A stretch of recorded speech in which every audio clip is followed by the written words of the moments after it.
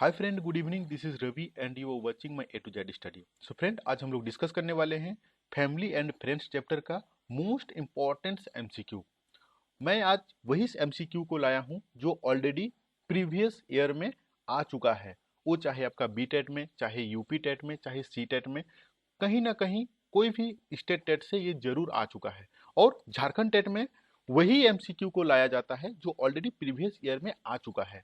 इसीलिए क्लास को बिल्कुल स्किप मत कीजिए। हर एक क्वेश्चन आपके लिए इंपॉर्टेंट है। कंटिन्यूज बने रहिए। हाँ, अगर आप अभी तक फैमिली एंड फ्रेंड्स का मेरा वो वीडियो नहीं देखे हैं तो डिस्क्रिप्शन बॉक्स में उसका लिंक दिया हुआ है, आप जरूर देख लें। क्योंकि जब तक आपका कॉन्सेप्ट क्लियर नहीं होगा तब तक आप एमसीक्यू नहीं बना पाओगे। और अगर आप एक बार मेरा वो वीडियो को देख लीजिएगा तो ऐसा कोई एमसीक्यू नहीं रहेगा कि जिसको आप सॉल्व नहीं कर पाओगे। और नेक्स्ट एक पॉइंट कि अगर आप अभी तक मेरे व्हाट्सएप ग्रुप में नहीं ऐड हुए हो तो प्लीज़ डिस्क्रिप्शन बॉक्स में उसका लिंक दिया हुआ है, आप जरूर मेरे व्हाट्सएप ग्रुप में ऐड हो जाए। क्योंकि मैं जो भी क्लास कराता हूँ उसका एमसीक्यू मैं उस ग्रुप में शेयर करता हूँ। तो आइए हम लोग आज डिस्कस करते हैं पहला क्वेश्चन, जो कि ऑलरेडी आपका बी टेट में ये 2011 में आ चुका है।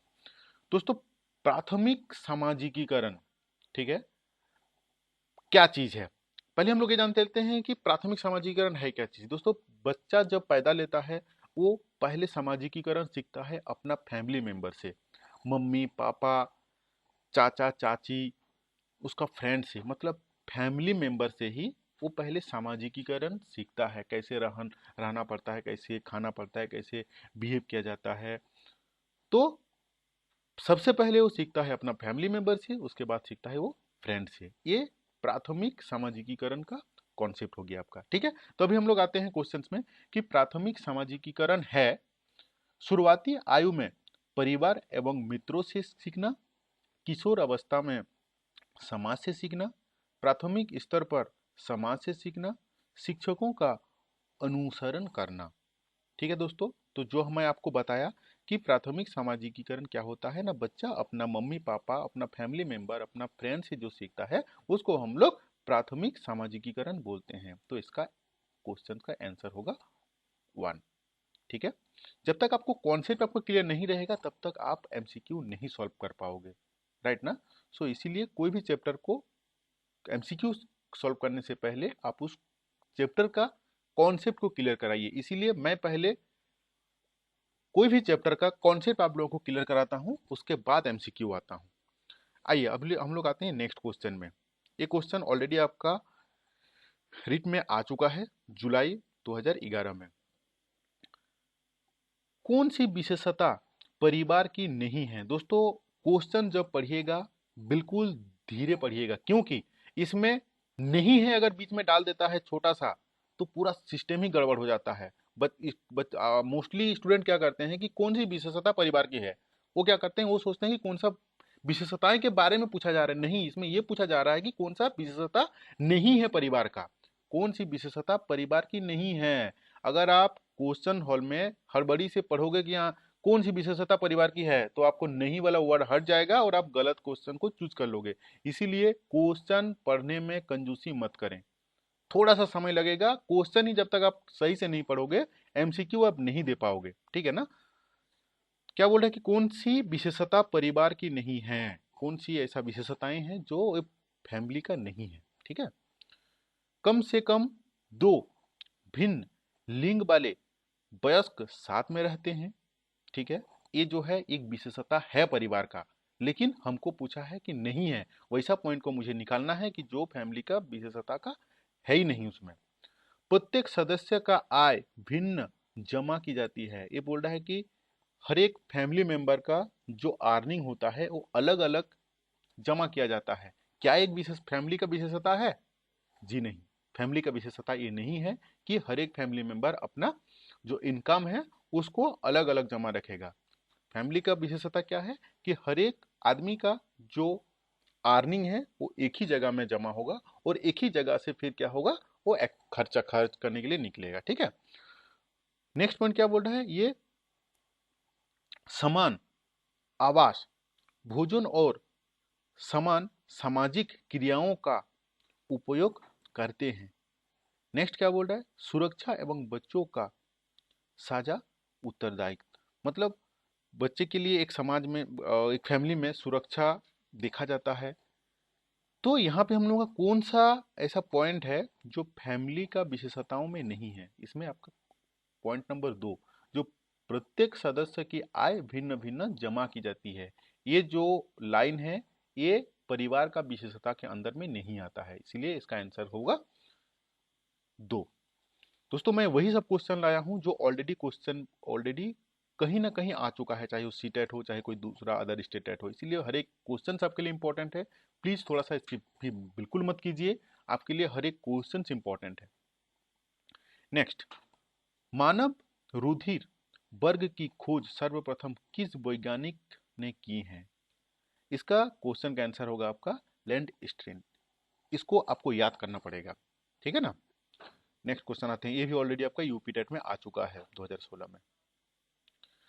परिवार एक इकाई होता है जिसमें माँ, पिता और उसके 2 बच्चे होते हैं। यह कथन अभी क्या बोल रहा है? मैं क्या बोलता हूँ कि क्वेश्चन को ध्यान से पढ़िएगा। क्वेश्चन को अगर आप एक बार ध्यान से पढ़ लीजिएगा तो आपको एमसीक्यू करने में इजी रहेगा। परिवार एक इकाई होता है जिसमें माँ, पिता और उसके 2 बच्चे होते हैं। यह कथन सही नहीं है क्योंकि यह कथन में यह स्पष्ट करना चाहिए कि बच्चे जैविक होते हैं। सही नहीं है क्योंकि परिवार कोई प्रकार के होते हैं तथा परिवार का केवल एक ही प्रकार में वर्गीकृत नहीं किया जाता है। नेक्स्ट पॉइंट क्या है? सत्य है क्योंकि यह किसी आदर्श परिवार का आकार है। नेक्स्ट क्या बोल रहा है? सत्य है क्योंकि सभी भारतीय परिवार इसी प्रकार के रहते हैं। तो दोस्तों इसका आंसर होगा आपका क्वेश्चन नंबर 2। क्यों? क्योंकि क्या बोल रहा है ना कि सही नहीं है क्योंकि परिवार के कोई प्रकार के होते हैं। परिवार जब हम चैप्टर को डिस्कस किए हैं वहां पे मैं बहुत ही अच्छी तरीके से आपको समझाया हूं, अगर आप नहीं देखें तो डिस्क्रिप्शन बॉक्स में जाके जरूर देख लें। परिवार जो होता है ये एक टाइप का नहीं होता है, ठीक है ना। इसीलिए परिवार इसमें क्या बोल रहा है कि सिर्फ मम्मी और पापा रहेंगे और बच्चा रहेंगे, नहीं, क्योंकि यह कथन सत्य नहीं है। ये वाला आंसर होगा क्योंकि परिवार कोई प्रकार के होते हैं तथा परिवार का केवल एक ही प्रकार की वर्गीकृत नहीं किया जा सकता है, ठीक है ना। परिवार बहुत टाइप के होते हैं, वो एक ही टाइप का हम लोग डिफाइन नहीं कर सकते हैं कि परिवार में ओनली मम्मी और पापा और उनके 2 बच्चे रहेंगे। ये जो डेफिनेशन है वो परिवार का डेफिनेशन नहीं है, क्योंकि परिवार कोई टाइप्स के होते हैं और कोई टाइप्स का डेफिनेशन अलग अलग होता है। आते हैं अभी नेक्स्ट में, बच्चे को सामाजिकीकरण का पहला पाठ कहाँ से प्राप्त होता है? दोस्तों ये क्वेश्चन जो है बहुत ही इंपॉर्टेंट है। ये ऑलरेडी सीजी टेट में ऑलरेडी आ चुका है 2011 में छत्तीसगढ़ में, ठीक है ना। तो ये क्या बोल रहा है कि बच्चे की सामाजिकीकरण का पहला पाठ कहाँ से प्राप्त होता है? उसका परिवार से, उसका विद्यालय से, उसका संस्कृति केंद्र से या उसका धार्मिक केंद्र से। दोस्तों मैं स्टार्टिंग क्वेश्चन में भी इसका सिमिलरिटी था, ठीक है ना, कि प्राथमिक सामाजिकीकरण क्या है और ये क्या बोल रहा है कि बच्चे के सामाजिकरण का पहला पार्ट। बट क्वेश्चन को थोड़ा सा घुमाया हुआ है, बट क्वेश्चन जो है सेम है। बच्चा सबसे पहले अपना मम्मी पापा, फैमिली मेंबर, उसका फ्रेंड से ही सामाजिकता के बारे में जानता है। तो बच्चे के सामाजिकरण का पहला पार्ट कहाँ से होता है? उसका परिवार से ही होता है। इसका पॉइंट नंबर 1 जो है इसका सही आंसर है। अभी आते हैं हम लोग नेक्स्ट में, एकल परिवार से तात्पर्य। एकल परिवार क्या है, ठीक है ना। एकल परिवार मतलब एकल परिवार क्या है? सिंगल फैमिली, ठीक है। ये ऑलरेडी ये भी आपका रिट में आ चुका है 2011 में। वर्ष 1950 के बाद बना परिवार को क्या हम लोग एकल परिवार बोलेंगे? परिवार जिसमें माता पिता एवं उसके बच्चे रहेंगे, क्या हम लोग उसको एकल परिवार बोलेंगे? संपूर्ण परिवार जिसमें बच्चे, उसके माता पिता, दादा दादी सब रहेंगे, या केवल पति पत्नी रहेंगे? दोस्तों एकल परिवार का मतलब होता है जहां पे उसका मम्मी पापा और बच्चे रहेंगे, उसको हम लोग एकल परिवार बोलते हैं, ठीक है। अभी हम लोग आते हैं नेक्स्ट में, क्योंकि ये जो संपूर्ण परिवार जिसमें बच्चे, उनका मम्मी पापा दादा दादी रहते हैं, इसको हम लोग जॉइंट फैमिली बोलते हैं, ठीक है ना। तो इसका आंसर हो गया आपका क्वेश्चन पॉइंट नंबर 2, परिवार जिसमें ओनली माता पिता और उसके 2 बच्चे रहते हैं। नेक्स्ट क्वेश्चन में आएंगे, भारत में लड़के व लड़कियों की विवाह योग्य न्यूनतम आयु क्या है? ठीक है ना, ये भी एक मोस्ट इंपॉर्टेंट क्वेश्चन के अंदर में आता है, भी रिट में आया हो चुका है ऑलरेडी जुलाई 2011 में। इसका आंसर होगा आपका 21 साल और 18, क्योंकि 21 साल जो होता है आपका वो लड़का के लिए, और लड़की के लिए हो जाता है 18 साल, 18 ईयर्स। नेक्स्ट में आते हैं, संयुक्त परिवार में आश्रित व्यक्तियों को देखभाल में कोई परेशानी नहीं होती है, आश्रित में शामिल होते हैं। ये बोल रहा है कि संयुक्त फैमिली, ज्वाइंट फैमिली में आश्रित व्यक्ति हम लोग किसको बोलते हैं? आश्रित व्यक्ति वही होता है जो दूसरे के ऊपर डिपेंड रहता है, उसका काम जो है वो दूसरे के ऊपर में डिपेंड रहता है, खुद से नहीं कर पाता है, उसको हम लोग आश्रित व्यक्ति बोलते हैं। आश्रित व्यक्ति का एग्जाम्पल क्या हो गया? जैसे बच्चे होते हैं, बूढ़े होते हैं, कोई असुस्थ आदमी होता है जो कि ना खुद का काम खुद नहीं कर सकता है, उसको हम लोग आश्रित फैमिली बोलते हैं। दोस्तों, जब तक आप क्वेश्चन को नहीं समझिएगा, क्वेश्चन के अंदर में ही आपका आंसर छुपा हुआ है, इसीलिए क्वेश्चन को अच्छे से समझिए, एमसीक्यू ऑटोमेटिक हो जाएगा। इसीलिए मैं हर एक समय बोलता हूं कि कॉन्सेप्ट आपका क्लियर रहेगा तो एमसीक्यू आप दुनिया का कोई भी कोने से आप उठा लोगे तो कर लोगे। इसीलिए मैं कॉन्सेप्ट के ऊपर ज्यादा ध्यान देता हूं, उसके बाद एमसीक्यू में आता हूं। नेक्स्ट को अभी क्या है हम लोगों का कि संयुक्त परिवार में आश्रित व्यक्तियों को देखभाल में कोई परेशानी नहीं होता है। आश्रित में शामिल कौन कौन, इसमें ये पूछ रहा है कि आश्रित का मतलब क्या होता है, उसमें कौन कौन इंक्लूड रहते हैं। तो जैसे मैं आपको बताया कि आश्रित कौन होता है कि जो दूसरे के ऊपर डिपेंड रहता है, खुद का काम खुद नहीं कर सकता है, उसको हम लोग आश्रित बोलते हैं। ठीक है ना? जैसे वृद्ध, जो एजेड आदमी है वो खुद का काम खुद नहीं कर सकते हैं। बच्चे जो होते हैं वो भी खुद का काम खुद नहीं कर सकते हैं। अस्वस्थ व्यक्ति, जो असुस्थ, जो जो जिसका स्वास्थ्य सही नहीं है, वो भी खुद का काम खुद नहीं कर सकते हैं। तो ये क्या बोल रहा है? ये सभी, जी हाँ दोस्तों, ये आपका आंसर होगा फोर्थ को पॉइंट, क्योंकि आश्रित में शामिल ये तीनों हैं, वृद्ध है, बच्चे और अस्वस्थ व्यक्ति। ये सारा जो है आपका पॉइंट, सारे आदमी जो है वो आश्रित रहते हैं दूसरे के ऊपर में। अब आते हैं हम लोग नेक्स्ट क्वेश्चन में। निम्नों में से कौन सा कथन सत्य है? देखिए, यही वाला क्वेश्चन में अगर लिख देता है कि निम्नलिखित में कौन सा कथन सत्य नहीं है, तो पूरा क्वेश्चन ही पैटर्न चेंज हो जाता है, मीनिंग ही चेंज हो जाता है। इसीलिए क्वेश्चन को पहले समझिए कि क्या बोल रहा है। निम्न में से कौन सा कथन सत्य है, यहाँ पे ये पूछ रहा है कि कौन सा सत्य है। ऊपर वाला में क्वेश्चन एक बार पूछा था कि कौन सा सत्य नहीं है, इसीलिए क्वेश्चन को पहले दिल दिमाग दोनों से पढ़िएगा, फिर नीचे उसका आंसर में आइएगा। सभी परिवारों के नियम एक जैसे होते हैं। क्या बोल रहा है कि इसमें निम्नलिखित में कौन सा कथन सत्य है? ठीक है ना? ये कथन आपका बिल्कुल सत्य नहीं है। सभी परिवार के नियम एक जैसे नहीं हो सकता है। ठीक है ना? माँ बाप से बच्चे में गुण का स्थानांतरण को आनुवंशिकता कहते हैं। जी हाँ दोस्तों, आनुवंशिकता हम लोग किसको बोलते हैं? जो मम्मी पापा का जो गुण उसका बच्चा को आता है, उसको हम लोग आनुवंशिकता बोलते हैं। ठीक है ना? ये कथन आपका सत्य है। एक परिवार के सदस्य की संख्या कभी घट बढ़ नहीं सकती है। दोस्तों, ये भी स्टेटमेंट आपका गलत है।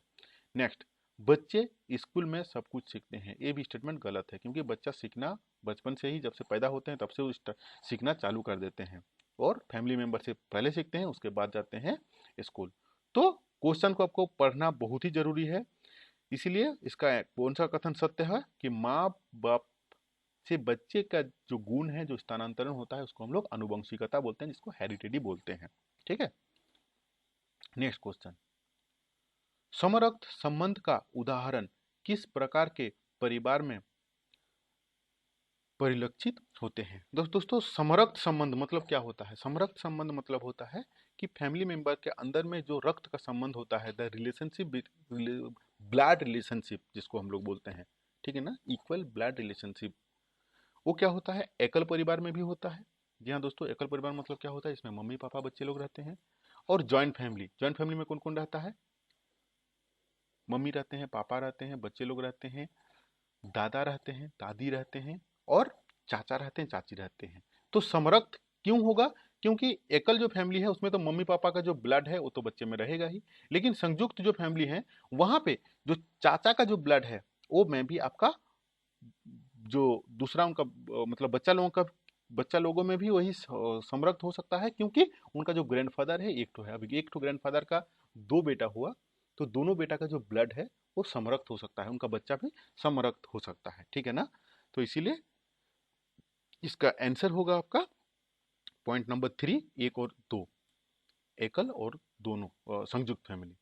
दोस्तों, अगर आपको वीडियो अच्छा लगा तो लाइक करना ना भूलें, और अगर फर्स्ट टाइम आप आ रहे हैं चैनल में तो बिल्कुल सब्सक्राइब कर लीजिए, क्योंकि मैं आपको हेल्प करूंगा। और व्हाट्सएप ग्रुप में अभी तक आप ऐड नहीं हुए हैं तो प्लीज़ उसमें ऐड हो जाइए। Thank you to watching this video.